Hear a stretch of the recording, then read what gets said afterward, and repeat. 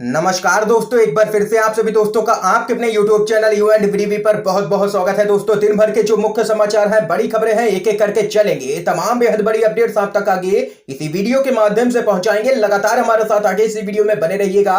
तो वहीं दोस्तों, खबरों की तरफ चलने से पहले आप लोगों से एक छोटा सा निवेदन है कि अगर आप लोग भी जबरदस्त तरीके से किसान आंदोलन के समर्थन में खड़े हैं और मोदी सरकार की जन विरोधी नीतियों का खुलकर के विरोध करते हैं, तो अभी इस वीडियो को लाइक कीजिएगा, अपना समर्थन दर्ज करवाइए और चैनल को फ्री में सब्सक्राइब करके बेल के आइकन को जरूर दबाइएगा और किसानों के समर्थन में कमेंट बॉक्स में कमेंट कीजिएगा। जय जवान जय किसान। पहली बड़ी खबर जान लेते हैं दोस्तों।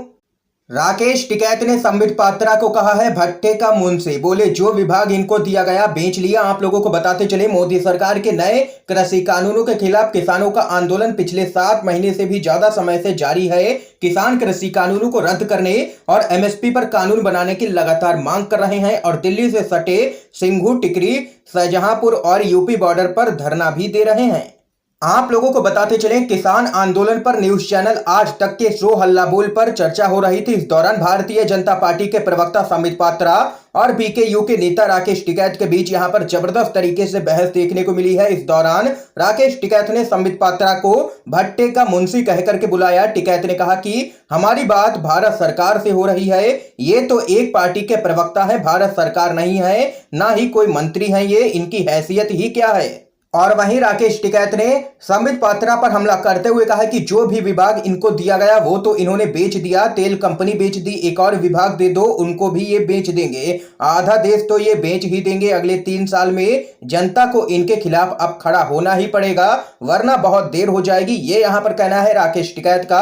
और संबित पात्रा को जबरदस्त तरीके से यहां पर धो डाला है राकेश टिकैत ने। एक और बड़ी खबर जान लेते हैं दोस्तों।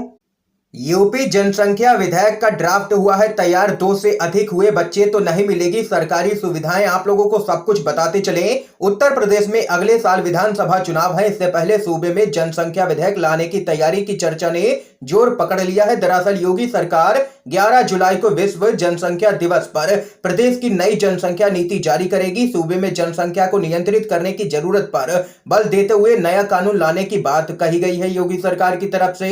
इसके लिए ड्राफ्ट तैयार कर लिया गया है। आप लोगों को बताते चले, इस ड्राफ्ट में कई ऐसी बातें हैं जिसके लागू होने के बाद यूपी में 2 बच्चों से ज्यादा पैदा करने वालों को सरकारी सुविधाओं से हाथ धोना पड़ सकता है।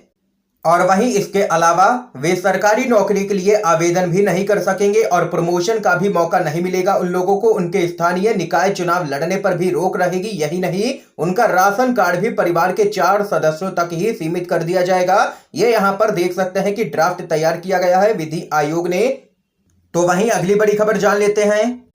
हरियाणा बीजेपी अध्यक्ष का किसानों ने किया है जबरदस्त विरोध। हाथ में काले झंडे देख धनखड़ ने रास्ता बदला। आप लोगों को बताते चले, दिल्ली की सीमाओं पर पंजाब, हरियाणा और यूपी के किसानों के द्वारा कृषि कानूनों का विरोध जोरों शोरों से चल रहा है। कोरोना महामारी के दौरान भी किसानों ने भाजपा सरकार के खिलाफ यहां पर मोर्चा खोले रखा। माना जा रहा है कि इस किसान आंदोलन का असर आने वाले पंजाब और उत्तर प्रदेश विधानसभा चुनावों पर भी पड़ने वाला है। दरअसल किसान संगठनों ने विधानसभा चुनाव में भाजपा के खिलाफ मोर्चा खोलने की बात कह दी है। भाजपा नेताओं और मंत्रियों का खुले तौर पर विरोध किया जा रहा है। पंजाब और हरियाणा के कई गांवों में भाजपा नेताओं और कार्यकर्ताओं की एंट्री अभी से ही बंद कर दी गई है। इस बीच खबर सामने निकल के आई है कि भाजपा शासित हरियाणा के हिसार में भाजपा के प्रदेश अध्यक्ष ओपी धनखड़ के काफिले को किसानों के द्वारा काले झंडे दिखाए गए हैं। बताया जाता है कि किसानों का विरोध देखते हुए भाजपा नेता ओपी धनखड़ का काफिला 200 मीटर पहले ही यू टर्न लेकर के निकल गया। ये घटना पंजाब के खरड़ गांव की है। यहाँ पर देख सकते हैं कि हरियाणा बीजेपी अध्यक्ष को किसानों ने खदेड़ दिया है और काले झंडे दिखाए हैं उनको। एक और बड़ी खबर आ रही है सामने। पश्चिम बंगाल से दोस्तों बड़ी खबर आ रही है सामने। मुख्यमंत्री ममता बनर्जी और प्रशांत किशोर ने की है 3 घंटे मीटिंग। राष्ट्रीय राजनीति का ब्लूप्रिंट तैयार कर रही है टीएमसी। जी हां दोस्तों, पश्चिम बंगाल में विधानसभा चुनाव जीतने के बाद से ही टीएमसी गदगद है। मुख्यमंत्री ममता बनर्जी की पार्टी अब राष्ट्रीय राजनीति में उतरने की तैयारी में अभी से ही जुट गई है। राष्ट्रीय राजनीति में टीएमसी की रणनीति तय करने के लिए प्रशांत किशोर और ममता बनर्जी ने बीते शुक्रवार को 3 घंटे तक मीटिंग की है। और वहीं इस मीटिंग में अगले सप्ताह टीएमसी के जिला स्तर के संगठन में भारी परिवर्तन तय हुआ है यहां पर। और वहीं आप लोगों को बताते चले, टीएमसी ने विधानसभा चुनाव जीतने के बाद ही इरादे साफ कर दिए हैं कि अब मुख्यमंत्री ममता बनर्जी राष्ट्रीय राजनीति में सक्रिय भूमिका निभाने की पूरी तरीके से तैयार हैं और इच्छुक भी हैं। और वहीं आप लोगों को बताते चले, 2024 के लोकसभा चुनाव में सीधे तौर पर प्रधानमंत्री मोदी को टक्कर देती हुई नजर आएंगी यहां पर सीएम ममता बनर्जी। एक और बड़ी खबर आ रही है सामने। यूपी ब्लॉक प्रमुख चुनाव में भारी हिंसा, राबड़ी बोली यूपी में राक्षस राज है। और वहीं मायावती ने बताया है जंगल राज। आप लोगों को बताते चले, बिहार की पूर्व मुख्यमंत्री और आरजेडी की नेत्री राबड़ी देवी ने उत्तर प्रदेश की योगी आदित्यनाथ सरकार पर महिला सुरक्षा को लेकर के करारा हमला बोला है। महिलाओं के साथ अभद्र व्यवहार और अत्याचार के मुद्दे को लेकर के राबड़ी देवी ने आरोप लगाया है कि उत्तर प्रदेश में राक्षस राज है, ये राम राज्य नहीं है। और वहीं बसपा सुप्रीमो मायावती ने भी यूपी सरकार को आड़े हाथों लिया है। और मायावती ने कहा है कि यूपी में वर्तमान बीजेपी सरकार में कानून का नहीं बल्कि जंगल राज यहां पर चल रहा है खुलेआम। और वहीं राबड़ी देवी ने आगे कहा है कि उत्तर प्रदेश में राक्षस राज कायम है, किस मुंह से वह अपने आप को बाबा या योगी कहता है, यह ढोंग की पराकाष्ठा है। ये यहां पर देख सकते हैं कि राबड़ी देवी और मायावती बरसी हैं योगी आदित्यनाथ की सरकार पर और बताया है खुलेआम यहां पर जंगल राज चल रहा है यूपी के अंदर। एक और बड़ी खबर आ रही है सामने। यूपी ब्लॉक प्रमुख चुनाव, यूपी के कई जिलों में बवाल पर राहुल गांधी का योगी सरकार पर जोरदार हमला, बोले हिंसा का नाम बदल करके रख दिया गया है मास्टर स्ट्रोक। आप लोगों को बताते चले, यूपी में ब्लॉक प्रमुख चुनाव के नामांकन के दौरान कई जिलों में हिंसा की खबरें लगातार सामने निकल के आई हैं। इस हिंसा को लेकर के कांग्रेस के नेता राहुल गांधी ने योगी सरकार पर जोरदार हमला बोला है। उन्होंने कहा है कि उत्तर प्रदेश में हिंसा का नाम बदल करके मास्टर स्ट्रोक रख दिया गया है। राहुल गांधी ने अपने ट्वीट में एक खबर शेयर की है जिसमें बताया गया है कि कैसे कन्नौज, लखीमपुर, सीतापुर, उन्नाव, बहराइच में ब्लॉक प्रमुख चुनाव में हिंसा हुई है। आपको बता दें कि उत्तर प्रदेश में गुरुवार को ब्लॉक प्रमुख चुनाव के नामांकन के दौरान कई जिलों में हिंसा देखने को मिली, गोलियां चली, बमबारी हुई। ब्लॉक प्रमुख चुनाव के नामांकन के दौरान लखीमपुर खीरी जिले में महिला प्रस्तावक के कपड़े फाड़ने का भी मामला सामने निकल के आया। इन सभी खबरों को लेकर के योगी सरकार की लगातार किरकिरी भी हो रही है और विपक्ष यहां पर हमला बढ़ाए योगी सरकार की काफी फजीहत हो चुकी है इन मामलों के सामने आने के बाद।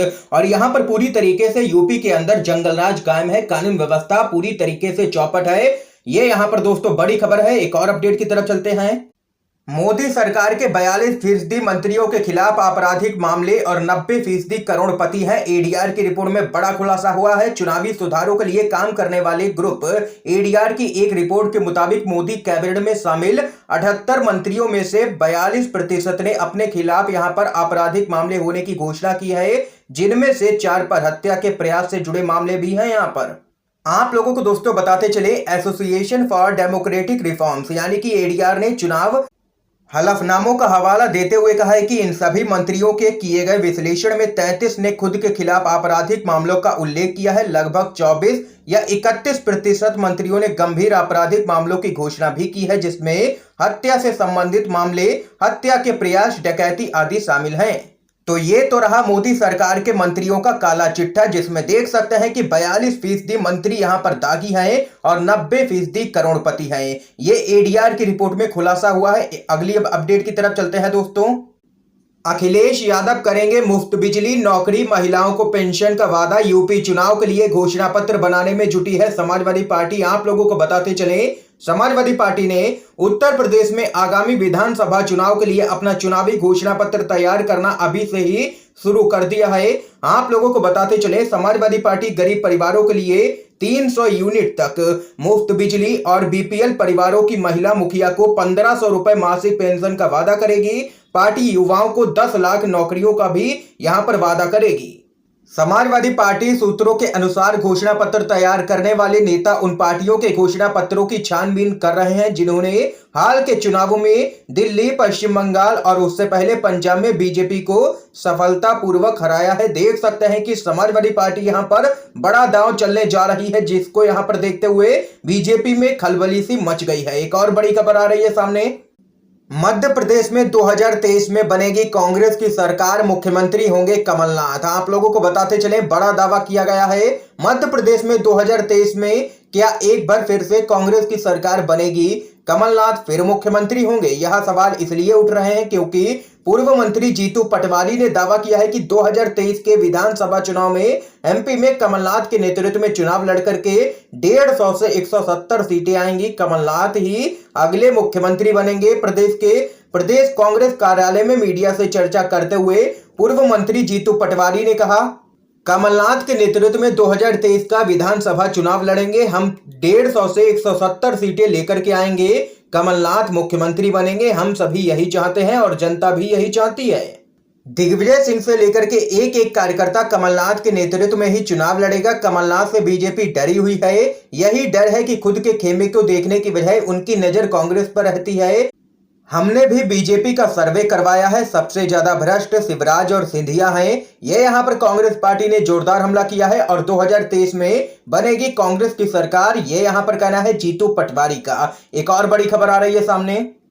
पेट्रोल 200 से भी ज्यादा शहरों में 100 रुपए के पार। दिल्ली कांग्रेस ने सभी पेट्रोल पंपों पर चलाया है हस्ताक्षर अभियान। आप लोगों को बताते चले, दिल्ली प्रदेश कांग्रेस कमेटी ने दिल्ली के सभी पेट्रोल पंपों पर हस्ताक्षर अभियान चलाया, जिसमें पेट्रोलियम उपभोक्ताओं से उनकी पीड़ा के बारे में जानकारी ली गई है।